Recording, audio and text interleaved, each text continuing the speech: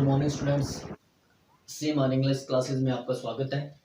आज इस वीडियो में हम पास्ट परफेक्ट टेंस के बारे में अध्ययन करेंगे।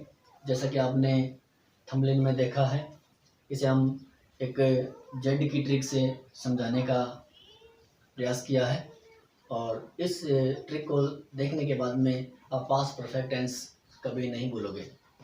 तो इस टेंस को शुरू करने से पहले आपको ये कहना चाहूँगा कि इस चैनल को सब्सक्राइब करें और घंटे को ज़रूर प्रेस करें ताकि आने वाली वीडियो की नोटिफिकेशन आपको मिलती रहे। और ये टेंस है सभी क्लासेस के बच्चों के लिए बहुत ही महत्वपूर्ण है और ये एक बार आपने अगर आप देख लेते हो तो ये मेरा दावा है कि आप इस टेंस को कभी भी नहीं भूलोगे। तो चलते हैं पास्ट परफेक्ट टेंस की तरफ। तो देखिए, पास्ट परफेक्ट टेंस, इसकी हिंदी में पहचान वर्ब प्लस चुका चुकी चुके, प्लस में क्या आना चाहिए, था थे थी, या ए ई की मात्रा, यानी अंत में क्या आना चाहिए, या ई ए की मात्रा आनी चाहिए। तो वो टेंस किसका होगा, पास्ट का परफेक्ट होगा। नेक्स्ट है आईडी इन इंग्लिश, यानी इंग्लिश में जो पहचान है वो after, before, when, till, until, already, etcetera, यानी इससे पहचान हमें ये होगी कि टेंस किसका है, पास्ट का परफेक्ट टेंस है। उसके बाद में बात करते हैं एचवी की। तो एचवी इसमें क्या है, एक मात्र हेड है, एक ये यूज विद बोथ सब्जेक्ट, मतलब दोनों ही प्रकार के कर्ताओं के साथ, जैसे सिंगुलर है चाहे प्लुरल है, दोनों के साथ ही हेड का प्रयोग होता है। अब बात करते हैं एमवी। तो तीसरा टेंस है, इसलिए वर्ब की तीसरी फॉर्म का प्रयोग होता है। अब जो जेड की ट्रिक है वो देखिए कि जेड बना लिए, पहले एक जेड बनाइए बड़ा सा, उसके बाद में जो कोने हैं दोनों तरफ, ठीक है, उसकी एक आकृति के साथ क्या करेंगे हम, तो पहले लिखेंगे आफ्टर और before, A for after, before after से पहले वर्ब की सेकंड फॉर्म, उसके बाद में head plus third form.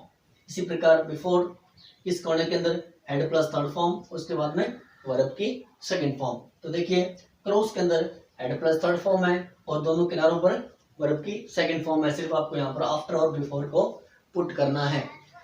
After का मतलब होता है बाद और इसका मतलब होता है पहले। आफ्टर का मतलब बाद और बिफोर का मतलब पहले। तो इस प्रकार आप रख करके इन दोनों को याद कर सकते हो।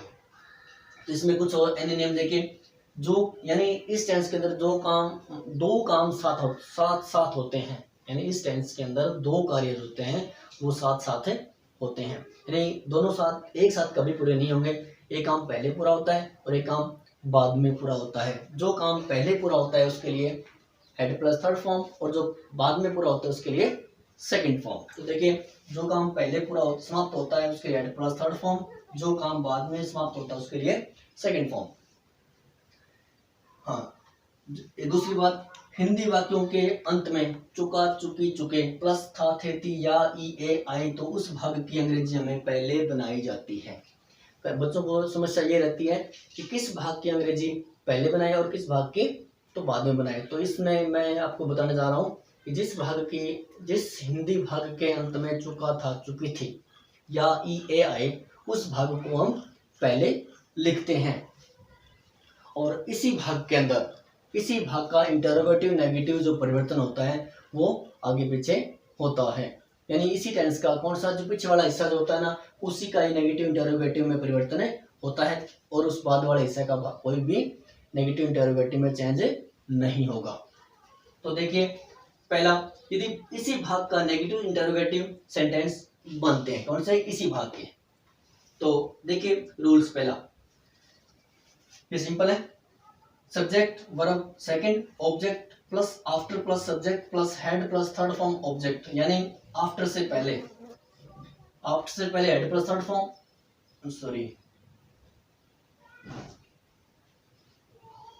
आफ्टर से पहले वर्ब की सेकंड फॉर्म, आफ्टर से पहले वर्ब की सेकंड फॉर्म और आफ्टर के बाद में हेड प्लस थर्ड फॉर्म। इसी प्रकार बिफोर देखिए, subject head plus third form, object before subject second form object. तो देखिए बिफोर से पहले हेड प्लस थर्ड फॉर्म और बाद में सेकंड फॉर्म। इसी प्रकार देखो आफ्टर है तो सेकंड फॉर्म है और आफ्टर के बाद में हेड प्लस थर्ड फॉर्म है। और थर्ड है if subject had third form object subject would have third form object. या आपका इम्प्रोबेबल कंडीशन का स्ट्रक्चर है, जो भी हेड प्लस थर्ड फॉर्म का प्रयोग इसमें भी होता है। तो अब बात करते हैं एग्जांपल्स की, क्योंकि बिना एग्जांपल्स के वाक्य समझ में नहीं आते, कोई सूत्र चलता रहे। हाँ, इन नेगेटिव इंटरोगेटिव हम बनाएंगे। तो पहला देखिए सिंपल सेंटेंस। पहला है सिंपल सेंटेंस, मेरे स्टेशन पहुंचने से पहले गाड़ी जा चुकी थी। मेरे स्टेशन पहुंचने से पहले गाड़ी जा चुकी थी, गाड़ी पहले गई और मैं बाद में पहुंचा। तो इसका मतलब काम पहले कौन सा हुआ, ये, और बाद में कौन सा हुआ, ये। ठीक है, अब बात करते हैं जो काम पहले समाप्त होता है उसके लिए हेड प्लस थर्ड फॉर्म, और जो बाद में होता है उसके लिए थर्ड वर्ब की सेकंड फॉर्म। परंतु इसके अंत में चुका था चुकी थी दिया हो, उसका ट्रांसलेशन इंग्लिश का सबसे पहले करते हैं। तो देखिए train, the train had gone before I reached the station. Before से पहले हेड प्लस थर्ड फॉर्म और बाद में सेकंड फॉर्म। इसी प्रकार सेकंड, डॉक्टर के आने से पहले कोरोना मरीज की मौत नहीं हुई थी। नहीं हुई थी मतलब इसका बनेगा पहले। तो the corona patient had not died before the doctor केम, यानी बिफोर से पहले हेड प्लस थर्ड फॉर्म में तो हेड नॉट आता है। ये भी कह सकते हैं the patient of corona, the corona patient had not died before the doctor केम, क्योंकि कम सेकंड फॉर्म है केम। थर्ड पर्सन क्योंकि हमारा नेगेटिव था, और ये इंटरोगेटिव, क्या पूजा सूर्य निकलने से पहले अपनी चाय पी चुकी थी, यानी इसका पहला सेंटेंस पड़ेगा ना। तो क्या करेंगे हम, हैड पूजा टेकन, एच बढ़ाएगा, पी बढ़ाएगा क्योंकि ये प्रॉपर नाउन है। Had Puja taken her tea before the sun rose, rose rise की सेकंड फॉर्म है, और क्वेश्चन मार्क। फिर है नेक्स्ट, ये आपका WH वर्ड है इसी का। अगर हम इसका नेगेटिव इंटरोगेटिव बनाना चाहें तो क्या जाएगा यहाँ पर, हैड पूजा नोट, यानी कोई वाक्य है तो नोट 3 नंबर पर चला जाएगा। फिर हमारे आने से पहले कितनी लड़कियां खाना खा चुकी थी, प्रश्नवाचक चिन्ह, कितना कितनी लड़कियां, हाउ मेनी गर्ल्स। इसके बारे में हमने पिछली वीडियो में WH वर्ड के बारे में विस्तृत बताया, वहां जाकर आप देख सकते हैं। हाउ मेनी कितना कितनी, girls plus noun, how many girls had eaten food before we came, हमारे आने से पहले कितनी लड़कियां खाना खा चुकी थी। ये तो ये आपके बिफोर वाले, यानी इस बिफोर के सेंटेंस कंप्लीट होते हैं। इसी प्रकार हम आफ्टर के भी बना सकते हैं। इसी प्रकार हम आफ्टर के जो सेंटेंस है वो कंप्लीट बना सकते हैं, परंतु आपको यहाँ मैं सिर्फ 2 समझा रहा हूँ, बाकी आप इसमें कोई दिक्कत नहीं है। जो वैसे आफ्टर से बने हैं उस बिफोर से बने हैं उसी तरह से आफ्टर के बने हैं। तो देखिए अपना गृह कार्य पूरा करने के बाद अंकित अपने घर गया। पहले किसका करेंगे, ट्रांसलेशन इसका करेंगे पहले, और बाद पहले ये हुआ है, इससे पहले आएगा हेड प्लस थर्ड फॉर्म, बाद में ये हुआ इसके लिए आएगा वर्ब की सेकंड फॉर्म। तो पहले इसका करेंगे, Ankit went to his home after he had completed his home work.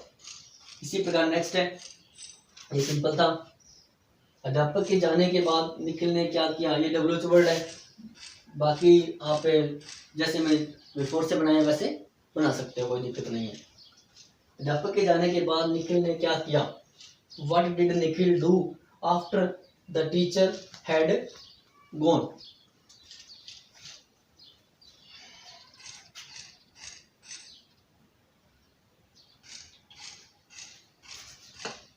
तो इसका देखो, what did Nikhil do after the teacher had gone. यहाँ पर देखो दिक्कत यहाँ की डिड और डू कैसी आई, तो यहाँ अगर इसके बारे में हमारी पिछली जो वीडियो है उसमें HV संबंधी, डू डज हैव संबंधी जो वीडियो है उसमें हमने इसके बारे में विस्तृत रूप से बताया।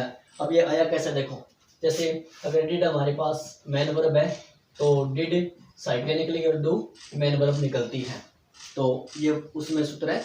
तो ये देखिए व्हाट डिड निखिल डू, यहाँ पर डिड साइक्रिया और डू मैन वर्ब है, ठीक है, यहाँ पे साइक्रिया और ये मैन वर्ब है। After the teacher had gone और प्रश्नवाचक चिन्ह। नेक्स्ट, जब मैंने उसे देखा, कौन सा है, ये सेंटेंस है, जब मैंने उसे देखा वह सो चुका था। When I saw him, he had slept। यानी क्या होता है कि वहन के बाद में वर्ब की सेकंड फॉर्म और उसके बाद में दूसरे सेंटेंस के अंदर हेड प्लस थर्ड फॉर्म का प्रयोग होता है। तो यहाँ पर when I saw him he had slept, यानी वह जब मैंने उसे देखा तो वह सो चुका था। यानी इस तरह से बनेगा, यदि वह मुझसे मिलता मैं उसकी सहायता करता। ये सेंटेंस है इम्प्रोबेबल कंडीशन। तो इस तरह बनेगा, if he had meet me I would have helped him. यानी if subject had third form और सब्जेक्ट वुड हैव वर्ब की third form, would have verb की थर्ड फॉर्म, यानी ये वाक्य आपका है इम्प्रोबेबल कंडीशन। एक वाक्य देखो और बनता है, तो देखिए नेक्स्ट है टेल वाला।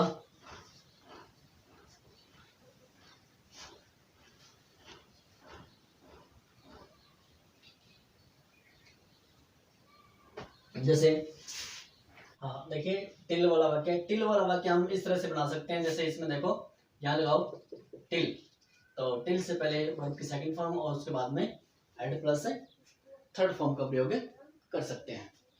तो देखो जैसे nobody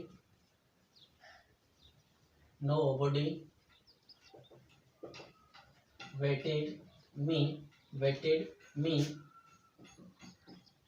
till I had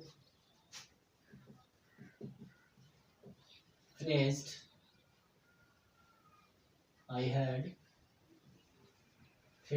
my lunch। यानी देखो टिल से पहले सेकंड फॉर्म और उसके बाद में हेड प्लस है थर्ड फॉर्म।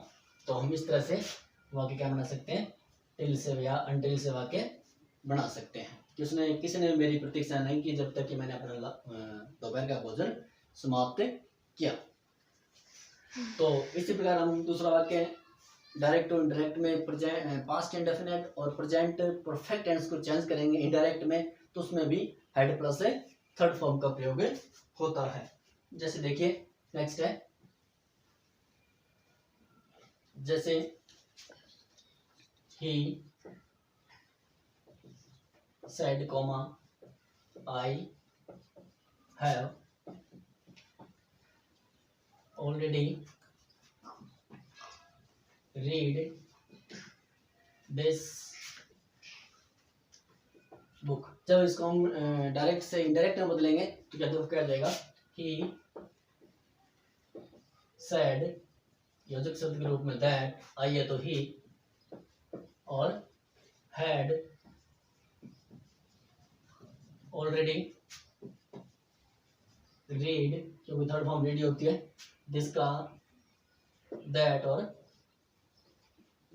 बुक। तो हम क्या कर सकते हैं, यहाँ पर हेड प्लस थर्ड फॉर्म लगा देंगे जब डायरेक्ट टू इनडायरेक्ट बनाएंगे। इसी प्रकार अगर पास्ट सिंपल का टेंस हो तो भी हम हेड प्लस से थर्ड फॉर्म में बदल देंगे। फिर एक वाक्य और आता है, किस बिफोर से पहले अगर यहाँ पर वर्ब की फर्स्ट फॉर्म हो या हैज हैव प्लस हैज या हैव प्लस थर्ड फॉर्म हो, तो यहाँ पर क्या आती है, वर्ब की फर्स्ट फॉर्म में आती है, यानी प्रेजेंट टेंस ही आता है। यानी अगर प्रेजेंट टेंस है, वर्ब की फर्स्ट फॉर्म है तो फर्स्ट फॉर्म आ गई, प्रेजेंट परफेक्ट है तो परफेक्ट ही आता है, तो इसको हम चेंज कर सकते हैं। तो इस प्रकार से हमने इस टेंस को पूरा किया। और अगर कोई बात इसमें समझ में नहीं आई हो आपको, तो आप कमेंट बॉक्स में जाकर कमेंट कर सकते हैं। उसमें कोई आपके दिमाग में या आपके मन में कोई शंका है तो आप उसमें जाकर के कमेंट बॉक्स में आप लिख सकते हो और पूछ सकते हो। That's all.